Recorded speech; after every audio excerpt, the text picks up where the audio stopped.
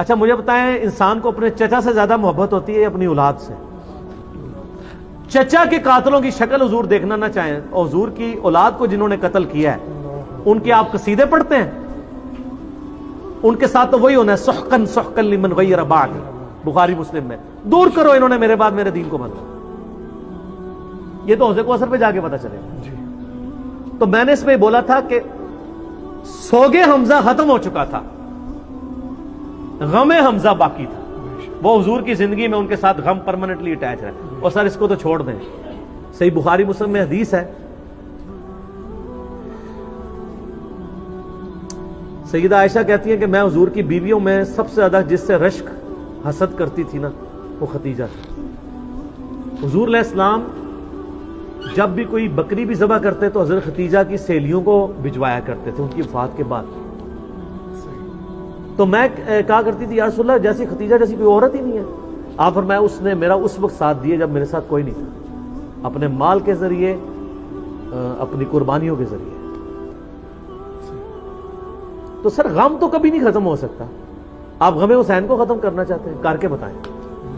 جناب 900 سال تک ممبر آپ کے قبضے میں رہے ہیں، تینوں براعظم آپ کے قبضے میں رہے ہیں، لیکن آپ آل امیہ اور آل عباس کی بدماشیوں کو چھپا نہیں سکے۔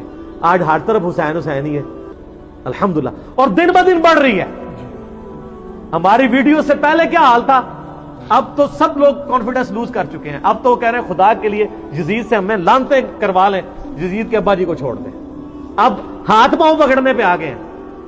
اب یزید تو ڈسکس ہونا ہی بند ہو گیا، کیونکہ ہم نے بتایا کہ اصل بندہ کون ہے، اصل مسئلہ کیا ہے، ٹوٹی کمند کہاں۔ تو غم حسین باقی ہے، مسند احمد میں حدیث ہے، غم حسین حضور نے زندگی میں بھی کیا ہے۔ علی بن ابی طالب کہتے ہیں میں حضور کے پاس حاضر ہوا، آپ نے حسین ابن علی کو گود میں اٹھایا، زاروں قطار رو رہے ہیں۔ میں نے کہا یا رسول اللہ میرے ماں باپ آپ پہ قربان، یہ آپ کی حالت کس نے کی ہے؟ اور یہ حدیث سٹارٹ کہاں سے ہوتی ہے؟ مولا علی جو ہیں وہ جنگ نہروان کے لیے جا رہے ہوتے ہیں، نینوا نامی جگہ پہ، صحیح حدیث ہے مسند احمد کی۔ تو آپ نا وہاں کہتے ہیں اصبر یا ابا عبداللہ، اے ابو عبداللہ صبر کرنا۔ تو ساتھی پوچھتا ہے کہ حضرت علی آپ کس سے باتیں کر رہے ہیں؟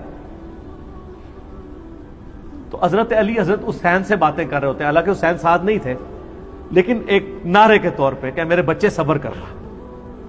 تو انہوں نے کہا کہ مجھے یہاں پہ حضور کی ایک حدیث یاد آئی ہے، کیونکہ اسی جگہ کے بارے میں نبی علیہ السلام نے مجھے بتایا تھا۔ ایک دن میں آپ کے گھر داخل ہوا، حسین ابن علی کو گود میں اٹھایا، میں چھوٹا سا بچہ ہے 3-4 سال کا، آپ رو رہے ہیں۔ میں نے پوچھا یا رسول اللہ آپ کو کس نے غمگین کیا؟ تو فرمایا ابھی جبرائیل علیہ السلام میرے پاس آئے تھے، انہوں نے مجھے بتایا کہ آپ کی امت حسین کو قتل کر دے گی فرات کے کنارے، اور میری خواہش پہ جبرائیل نے یوں ہاتھ مار کے مجھے کربلا کی سرخ مٹی بھی دکھائی، جس کی وجہ سے میں غمزدہ ہو گیا اور میرے آنسو نکل آئے۔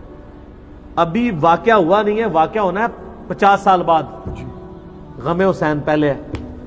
اور واقعے کے وقت کیا ہوا ہے وہ بھی مسند احمد میں متواتر حدیث ہے، ابن عباس کے 8 شاگردوں نے یہ روایت کی ہے، شیخ البانی، شیخ زبیلی زئی دونوں نے صحیح کہا ہے، اہل حدیث بھی صحیح مانتے ہیں۔ اور یہ وہ حدیث ہے جس کی وجہ سے میں نے یہ فکر حسین اور غدیر خم کے اوپر آواز بلند کی۔ وہ حدیث کیا ہے؟ مسند احمد میں ہی ہے۔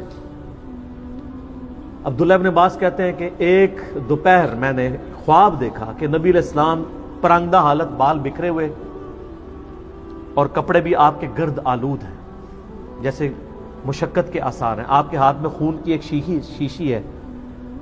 تو میں نے کہا یا رسول اللہ میرے ماں باپ آپ پہ قربان، آپ کی کیا حالت ہے؟ تو آپ نے فرمایا کہ میں صبح سے حسین اور اس کے ساتھیوں کا خون جمع کر رہا ہوں۔ یہ ایک تمثیل آپ علیہ السلام کو دکھائی گئی، یہ نہیں تھا کہ آپ وہاں فزیکلی موجود تھے، ایک تمثیلاً دکھایا گیا۔ تو کہتے ہیں میں گھبرا کے اٹھا، ابن عباس کہتے ہیں میں نے وہ دن اور تاریخ یاد رکھی، اور بعد میں ظاہر اس وقت انٹرنیٹ نہیں تھا، ٹیلی فون نہیں تھے، کئی ہفتوں بعد خبر آئی کہ اسی دن یعنی 10 محرم 61 ہجری کو حسین ابن علی کو مظلومانہ شہید کیا گیا ان کے ساتھیوں کے ساتھ۔ تو غم حسین تو نبی علیہ السلام کو اللہ کی جنتوں میں بھی ہے، اور میں اہل حدیثوں کے لیے اور دیوبندیوں کے لیے، کیونکہ ان دونوں کا مشترکہ روحانی ابا جی ہیں اسماعیل دہلوی، جس نے وہ گستاخانہ کتاب تقویۃ الایمان لکھی ہے، لیکن اس میں اس نے صحیح باتیں بھی کچھ لکھ دی ہیں۔ تذکیر الاخوان ما تقویۃ الایمان چھپی ہوئی ہے، اس میں اس نے لکھا ہے کہ یہ حدیث اس بات پر گواہ ہے کہ نبی علیہ السلام حضرت حسین کی وفات پر جنت میں بھی غمزدہ ہیں، اور اس کتاب میں وہ جگہ جگہ لکھتے ہیں یزید پلید. یہ تو سعودیہ ایران کی ٹسل کے بعد یہ یزید کے دفاع کرنے والے اہل حدیث ہیں، ورنہ میں آپ کو حلفیہ کہتا ہوں کہ ناسبیت اور یزیدیت کے خلاف جتنا کام کیا نا وہ اہل حدیثوں نے کیا ہے. نواب صدیق حسن بھوپالوی ہوں، علامہ وحید الزمان ہوں، اس سے پہلے بھی آپ چلے جائیں، بڑے بڑے محدثین ہیں. ابن جوزی نے پوری کتاب لکھی الرد علی المعتصم العنید المانع من ذم یزید. یہ اس سرکش کا رد ہے جو یزید کی مذمت کرنے کو برا سمجھتا ہے. ابن جوزی 597 ہجری میں فوت ہوئے ہیں، ابن تیمیہ سے بھی پہلے ہیں. ابن تیمیہ اور ابن کثیر نے اس کتاب کی تعریف کی ہے، ابن جوزی کی کتاب کی. اس کا اردو میں ترجمہ ایک دیوبندی عالم نے کیا ہے، وہ شاہ نفیس اکیڈمی لاہور سے شائع ہوئی ہے. اس کا PDF ہماری ویب سائٹ کے اوپر رکھا ہے ahlsunnatpar.com پہ، آپ ڈاؤن لوڈ کریں. بڑی ڈیٹیل کے ساتھ انہوں نے اس مقدمے کو کلیئر کیا. الحمدللہ. ٹھیک.